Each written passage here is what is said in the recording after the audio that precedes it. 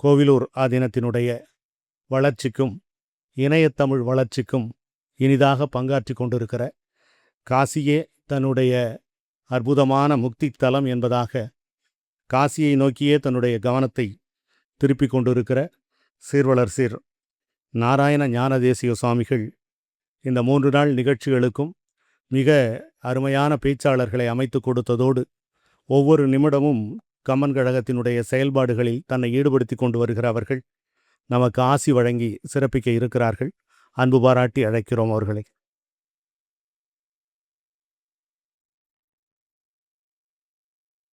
உலகெலாம் உணர்ந்தோதற்கரியவன் நில உலாவிய நீர்மலி வேணியன் அலகில் சோதியன் நம்பலத்தாடுவான் மலர் சிலம்படி வாழ்த்தி வணங்குவாம்.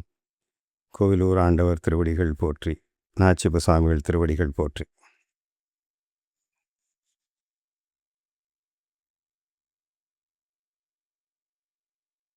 இந்த நிகழ்ச்சியை, இந்த ஆண்டு கம்பன் விழா நிகழ்ச்சிகளை நான் ஏற்பாடு செய்ததாக சொன்னார்கள். தயவுசெய்து அதில் ஒரு சிறிய திருத்தம். நம் சார்பாக, காரைக்குடி கம்பன் கழகம் சார்பாக கம்பவாரதி அவர்கள்தான் இந்த ஏற்பாடுகளை செய்தார்கள். ஆனால் அவர்களுக்கு பாலமாக நான் இருந்தேன். போன ஆண்டும் அவர்கள்தான் செய்தார்கள், இப்போதும் அவர்கள்தான் செய்கிறார்கள். இன்னும் பல ஆண்டுகளுக்கு நமக்கு துணை புரிவார்கள் என்று நம்புகிறேன். இந்த நிகழ்ச்சியிலே எப்போதும் ஒரு நீதியரசர் துவக்கி வைப்பது நமது சம்பிரதாயமாக உள்ளது. அதில் இந்த ஆண்டு நமக்கு சனி ஞாயிறாக இல்லாமல் வேலை நாட்களாக இருக்கும் பட்சத்தில் மதுரை ரோஸ்டரில் இருக்கும் நீதியரசர் தான் வர இயலும் என்ற அடிப்படையில் திரு ஏஆர் சுந்தரேசன் அவர்களிடமும் பேசினோம்.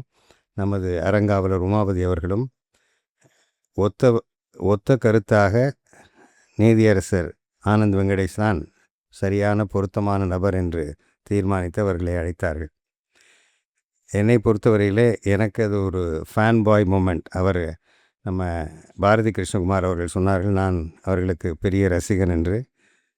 நானும் ஒரு தீவிரமான ரசிகன்தான். அவரை போல தைரியமான நீதியரசர்கள் 2-3 பேர் மட்டுமே இருக்கின்ற காலத்திலே இன்னும் ஒரு 10-15 பேர் வந்தால் நல்லா இருக்கும் என்று எண்ணுபவன். அவர்கள் நீதி என்றால் சட்டத்தை மட்டும் படித்துவிட்டு சொல்வது இல்லை என்ற கருத்தை ரொம்ப ஆழமாக மனதில் பதிய வைத்திருப்பவர்கள். நீதி என்பது சட்டம் மட்டுமல்ல, அதோடு நேர்மை, நியாயம், கருணை, மனிதாபிமானம் இதெல்லாம் வேணும். இதெல்லாம் சேரும்போது நீதி சரியான முறையிலே போய் சேருமா என்றால் சேரும்.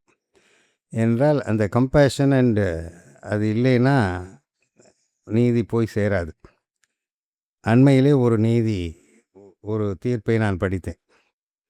ஒரு கோவில் பூசை செய்பவரின் மனைவி, பூசை செய்பவர் மரணித்து விட்டார். அவர் மனைவி அந்த கோவிலுக்கு வழிபாட்டுக்கு செல்ல வேண்டும். அவங்க ஒன்றும் பூஜை பண்ணுறது கேட்கல. அவங்கள வழிபாட்டுக்கு அனுமதிக்க முடியாது என்று அந்த கோவில் நிர்வாகம் தடை செய்தது. அதற்கு நீதியரசர் அந்த பெண்ணுக்கு வழிபாட்டுக்கு உள்ள உரிமை உள்ளது என்று சொல்லதோடு ரொம்ப நல்ல ஒரு தீர்ப்பு. நான் இப்போ அதெல்லாம் போய் நேரம் அதில் நான் செலவிட விரும்பவில்லை. ஆனால் அந்த தீர்ப்பை நீங்கள் எல்லாரும் படிக்கணும்னு நான் வேண்டுறேன்.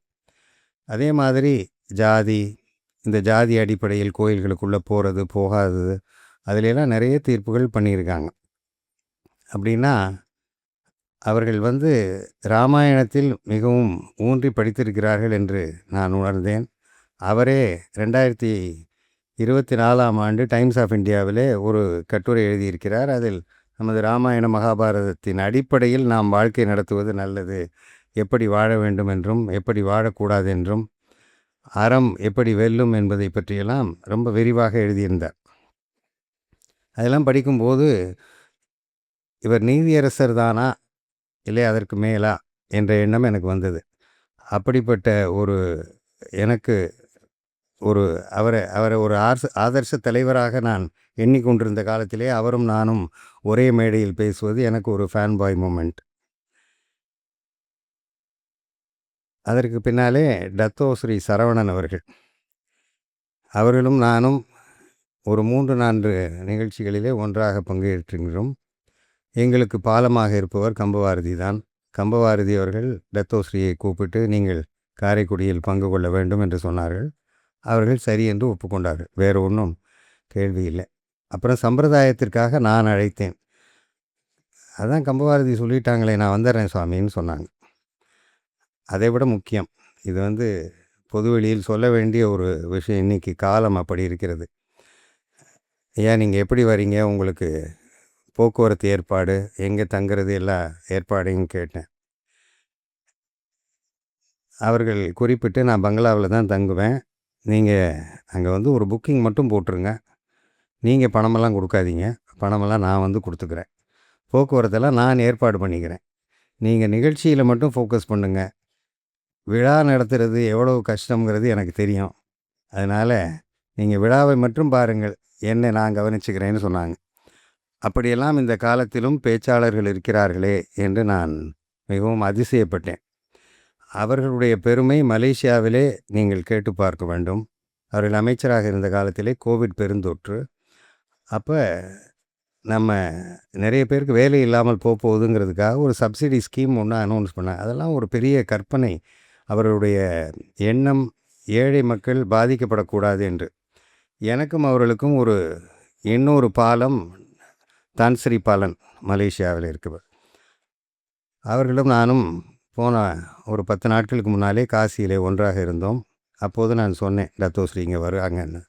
அவங்க சொன்னாங்க, அவர் மாதிரி ஒரு உயர்ந்த மனிதனையெல்லாம் பார்க்க முடியாது. அவர் டத்தோ ஸ்ரீ சொல்கிறாரு, நாம் என்ன செய்ய வேண்டும் என்று நினைக்கிறோமோ நம்ம காலத்தில் செஞ்சிடணும், நம்ம பிள்ளைங்க செய்வாங்கலாம் நம்ம நினச்சிக்கிட்டு இருக்கக்கூடாது. இதெல்லாம் எவ்வளோ பெரிய ஒரு சித்தாந்தம். நாம் எவ்வளோ நாள் இருப்போம்னு தெரியாதுங்கிறது ஒரு விஷயம். அதனால் நாம் செய்ய வேண்டிய நல்ல காரியங்களை நாம் இருக்கும்போதே செஞ்சிடணுங்கிறது. அதை மாதிரி ரொம்ப ஒரு உயர்வான எண்ணம் கொண்டவர்களை நாம் கம்பன் விழாவில் அழைப்பது நமக்கும் பெருமை. இப்போ கம்பன் விழாவை பற்றி நான் என்ன சொல்ல வேண்டும்? ஏற்கனவே பல விஷயங்கள் பேசியிருக்கிறோம். நமக்கு சிறப்பு பேச்சாளர்கள்லாம் ரொம்ப அருமையான பேச்சாளர்கள்லாம் இருக்கும்போது நான் அதை ரொம்ப அதிகமாக சொல்ல விரும்பவில்லை. ஒரே ஒரு விஷயத்தை மட்டும் நான் சொல்ல விரும்புகிறேன். யுத்த காண்டம் எடுத்து பார்த்திங்கன்னா, திருக்குறளிலே வினைவலியும் தன்வலியும் மாற்றான் வலியும் துணை வலியும் தூக்கிச் செயல்னு திருவள்ளுவர் சொல்கிறார். இப்போ உள்ள சண்டையெல்லாம் நடக்குது, இதெல்லாம் பார்த்துட்டு தான் நடக்குதா? தன் வலிமை என்ன, வினை வலிமை என்ன, எதுக்காக சண்டை போடுறோம்? ராமன் எதுக்காக சண்டை போட்டார்? இலங்கையை பிடிச்சி நம்ம அந்த செல்வத்தை சேர்த்துக்கிறதுக்காக போனார். சீதையை கவர்ந்துக்கிட்டு போனதை தப்புங்கிறதுக்காக போருக்கு போனார். அந்த நாட்டை அவர் திருப்பி வாங்கிக்கலை. அவர் அந்த நாட்டை வென்ற உடனே சாதாரணமாக என்ன நடக்கும்? அந்த நாட்டை நாம் கைப்பற்றுவோம், அயோத்தியோடு சேர்ப்போம். ஆனால் அதை விபீடனனுக்கு கொடுக்குறார். ஆனால் அந்த போருக்கு முன்னால் அறப்போரா மரப்போரான்னு பார்க்கணும். இப்போ நடக்கிற போரெல்லாம் அறப்போர்களா? இதில் குழந்தைகளெல்லாம் சாகடிக்கிறாங்க. அந்த காலத்தில் அதெல்லாம் இல்லை. போர்க்களம் வேறு, நாடு வேறு. நாட்டுக்கு அந்த போர்க்களத்துக்கு வந்தவங்க மட்டும்தான் அந்த போரில் பாதிக்கப்பட்டவர்கள். இப்போ நம்ம கேஸு இந்தியாவுக்கு வருமா, அந்த பாதையை நான் மூடுறேன், உலகத்துக்கே இனிமேல் நான் கேஸ் கிடைக்காம பண்ணுறேன் அப்படின்னு ஒருத்தர் சொல்கிறாரு. அவர் நாட்டில் உள்ள கேஸை நான் எடுத்துக்க போகிறேன்னு இன்னொருத்தர் சொல்கிறாரு. ஆக மொத்தம் 2 பேரும் நியாயமானவர்களாக இல்லை. இந்த சண்டையே நியாயமான சண்டையாக இல்லை. அதனால் என்ன பாதிப்பு? உலகமெல்லாம் பாதிப்பு. இந்த பாதிப்புகளெல்லாம் ஏன் வந்தது அப்படின்னு நான் யோசித்து பார்க்குறேன். அவர்களுக்கெல்லாம் ராமாயணம் தெரியல. அவர்களெல்லாம் கம்பராமாயணம் படித்திருந்தால் இந்த நிலைமை அவர்களுக்கு வந்திருக்காது என்ற எண்ணம் எனக்கு வந்தது. இன்னொன்று, ஒரு ஃபாரின் பாலிசி என்று பார்க்கும்போது நம்ம அனுமனை விட பெரிய தூதுவனை உலகத்திலேயே பார்க்க முடியாது. அனுமன் இலங்கைக்கு போகிறார். அவர் எடுத்து சொல்கிறார், நீ நியாயமாக நடந்துக்க, சீதையை விட்டுரு, ராமனையெல்லாம் உன்னோட சண்டை போட வேண்டாம் அப்படின்னு சொல்கிறார். அவங்க அண்டர் எஸ்டிமேட் பண்ணுறாங்க. அதான் அந்த துணை வலி, தன் வலி இதெல்லாம் அவங்களுக்கு தெரியல. அனுமனுக்கு தெரிஞ்சிருது இது நம்ம வந்த தூது வந்து ஜெயிக்கலை. ஆனால் அவர் போனது தூதுக்கு மட்டும் இல்லை அப்படிங்கிறது கம்பராமாயணத்தில் ஒரு விளக்கம். அவர் சீதையையும் தேடுறார். அப்போ போயிருக்கும்போது அவர் ஒரு பெரிய ஸ்கேனர், எங்கெங்கே சீதை இருக்க முடியும்னு பார்க்குறார். மண்டோதரியை கூட சந்தேகப்படுறார், இது சீதையாக இருக்குமோ, இருக்க வாய்ப்பு இல்லை அப்படின்னு சொல்லிட்டு தேடி கண்டுபிடிக்கிறது சாக்கில் இலங்கையை தீ வைக்கிறார். அப்போ எதற்காக தீ வைக்கணும்? அழிவுக்காக இல்லை. இதை போன்ற ஒரு குரங்கு வந்து நம்ம நாட்டை அழிக்க முடியும்னா ஒரு குரங்கை வச்சுக்கிட்டு இவ்வளவு பண்ணுறாரு.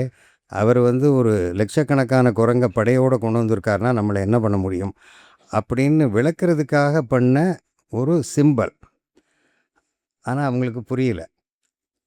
அதற்கு பின்னாலே ராமர் வந்து அந்த நாட்டில் என்ன வளங்கள் இருக்குது அதெல்லாம் கேட்கல. எப்படி போனால் நாம் வெல்ல முடியும், எப்படி அழிவுகளை குறைக்க முடியும், இது வந்து ஒரு ஸ்ட்ராட்டஜிக் வார். ரொம்ப இப்போ இன்றைக்கி காலத்தில் கார்ப்பரேட் டெக்னாலஜின்னு சொன்னோம்னா data based, data orient strategy அவர் பண்ணியிருக்கார். என்னென்ன பண்ணால் நாம் வெற்றி பெற முடியும். இதெல்லாம் கம்பராமாயணத்தில் உள்ளது தான் இன்றைக்கும் நாம் பின்பற்றுவோங்கிறது பல விஷயங்கள் நமக்கு பின்பற்றுவவங்களுக்கு தெரியுது.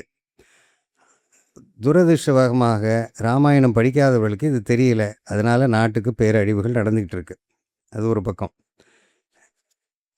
இந்த கம்பன் விழாவிலே நான் சொல்ல வேண்டிய ஒரே ஒரு விஷயம், நாம் கோவிலூர் மடத்திலே கிட்டத்தட்ட 2 ஆண்டு காலமாக நாம் வந்து நமக்கு முந்தின சுவாமிகள் ஆரம்பித்து அது மெதுவாக போய்கிட்டு இருந்த டிஜிட்டைசேஷன் ஒர்க்கு நாம் வந்த உடனே விரிவுபடுத்தினோம், வேகப்படுத்தினோம். இப்போ சுமார் 10,000 அரிய நூல்களை நம்ம டிஜிட்டல் லைப்ரரியாக பண்ணியிருக்கோம். அந்த 10,000 நூல்களையும் யாரும் படிக்கிறதில்லை. நம்ம பாரதி கிருஷ்ணகுமார் போன்றவர்கள் இருந்தால் அவர்கள் வாழ்க்கை முறை படித்துக்கிட்டு இருப்பாங்க. இப்போ படிக்க வைக்கிறதுக்காக நாங்கள் புதையல்னு ஒரு புத்தகத்தை வேற ஆரம்பித்து வாரம் ஒரு புத்தகத்தை நாங்கள் திறனாய்வு செஞ்சு ஒரு 5 பக்கத்துக்கு அதை சுருக்கி 1000 பக்க புத்தகத்தை 5 பக்கமாக சுருக்கி அதை பற்றி ஒரு ஆடியோ விவாதம் பண்ண வச்சு படிக்க வைக்க முயற்சி பண்ணுறோம். அது பண்ணுறதுனால ஒரு 200-250 பேர் அந்த நூல்களை படிக்கிறாங்க. ஆனால் இப்போ எனக்கு என்ன தோணுதுன்னா, இப்போ உள்ள ஆர்டிஃபிஷியல் இன்டெலிஜென்ஸ் காலத்தில் நாம் இதோட பதிவேற்றம் மட்டும் செஞ்சிட்டா போதுமா? இதிலேருந்து மக்கள் வந்து ஒரு அறிவை பெற வேண்டுமானால் இந்த ஆர்டிஃபிஷியல் இன்டெலிஜென்ஸை நாமே உருவாக்க வேண்டும் என்ற எண்ணத்திற்கு வந்தோம். இப்போ கோவிலூரிலே அதற்காக கோவிலூர் ஜிபிடி என்ற ஒரு திட்டத்தை அறிமுகப்படுத்தி அதற்குள்ள எல்லா கம்ப்யூட்டர் எல்லாமே வந்து விட்டது. அந்த வேலையை துவங்கி விட்டோம். இன்னும் ஒரு 4 மாதம் 6 மாதம் கழித்து யாராவது யுத்த காண்டத்தையும் திருக்குறளையும் ஒப்பிட்டு எனக்கு ஒரு கட்டுரை வேண்டும் என்று கேட்டால் நமது கோவிலூர் ஜிபிடி தெளிவாக சொல்லும். அந்த நிலைமைக்கு வருவதற்கு அதில் கம்பராமாயணத்தை முக்கியமான அடித்தளமாக வைத்திருக்கிறோம். 2வது திருக்குறள். நமது கம்பபாரதி அவர்கள் 1500 மணி நேரம் இதுவரை திருக்குறள் வகுப்பெடுத்திருக்கிறார்கள். அத்தனை ஆடியோவையும் இப்போ எடுத்து இந்த ஜிபிடியில் போடுறோம். அதனால் நீங்கள் வந்து செய் நன்றி அறிதல் என்ற அதிகாரத்தை பற்றி விளக்கமாக கூறுன்னா அது கூறும். அதை வந்து வேறு ஏதாவது தொடர்பு படுத்த வேண்டுமென்றால் இப்போ வந்து ஏஐ என்று சொல்லும்போது அதில் ஒரு சின்ன சிக்கல், ஹலூசினேஷன் என்று சொல்வார்கள். பல விஷயங்கள் தவறான இன்டர்நெட்டில் உள்ள விஷயங்களையும் அதை எடுத்து படிக்கிறது. அதனால் நமது நீதியரசரெல்லாம் நல்ல உணர்ந்தவர்கள். தவறான ஜட்ஜ்மெண்ட்டெல்லாம் அதுவாக கோட் பண்ணுது, ஜட்ஜ்மெண்ட்டே இல்லாதெல்லாம் கோட் பண்ணுது. இப்போ நாம் பண்ணுறதுல என்ன ஒரு முக்கியமான விஷயம்னா, இது இன்டர்நெட்டில் கனெக்டட் இல்லை. நம்ம கிட்ட உள்ள கம்ப்யூட்டரில் மட்டும் நாம் போட்டதை அடிப்படையாக கொண்டு மட்டுமே சொல்லக்கூடிய ஒரு விஷயம். இதில் ஒன்று இந்த கோவிலூர் ஜிபிடியில் முதல் விஷயம் நமது இலக்கியம், தமிழ் இலக்கியம். இப்போ 10,000 நூல்கள் இருக்குது. இப்போ மாதம் 500லேருந்து 1000 நூல் பண்ண போகிறோம். அதுவும் சேரப்போகிறது. கிட்டத்தட்ட இன்னும் 2 ஆண்டு காலத்திலே நம்மக்கிட்ட ஒரு 40,000 புத்தகமாவது இந்த ஜிபிடியில் இருக்கும். இதில் இல்லாத தமிழ் இலக்கியம் இருக்காது. அந்த அடிப்படையில் நாம் அதில் நகர்ந்துக்கிட்டு இருக்கோம். இது இல்லாமல் நீதியரசருக்காக ஒரு சின்ன செய்தி. இதுவரை 31,82,00,000 தீர்ப்புகள் இந்தியாவிலே கொடுக்கப்பட்டிருக்கின்றன. அந்த 31 கோடி ஜட்ஜ்மெண்ட்டையும் நாங்கள் இந்த ஜிபிடியில் கொண்டு வரதுக்கான முயற்சி பண்ணுறோம். யாருக்கு எந்த வழக்கு சம்பந்தமாக எதை வேண்டுமானாலும் கேட்டால் அதில் அது சரியா தவறா என்று சொல்லக்கூடிய அறிவு அதற்கு இருக்கும். இந்த 2 செய்தியும் சொல்லி எனக்கு இந்த வாய்ப்பு அளித்ததற்கு நன்றி கூறி விடைபெறுகிறேன். படிக்கவும் படிப்பிக்கவுமான பெரிய முயற்சியை கோவிலூர் ஆதீனம் உலகத்திற்கு முன்மாதிரியாக செய்து கொண்டிருக்கிறது. உங்களுடைய அறிவை பெருக்குவதற்காக புதையல் என்கிற ஒரு அற்புதமான இணைய இதழை நடத்தி கொண்டிருக்கிற அந்த செய்திகளை நம்மோடு பகிர்ந்து கொண்டு கம்பனுக்கு ஒரு கருவூலத்தை அமைத்து தரப்போகிறோம் என்று மிகச் சிறப்பான ஒரு உரையை வழங்கியிருக்கிற ஆசிரியை வழங்கியிருக்கிற சீர்வளர் சீர் நாராயண ஞானதேசிய சுவாமிகளுக்கு நாம் நன்றி பாராட்டுகிறோம்.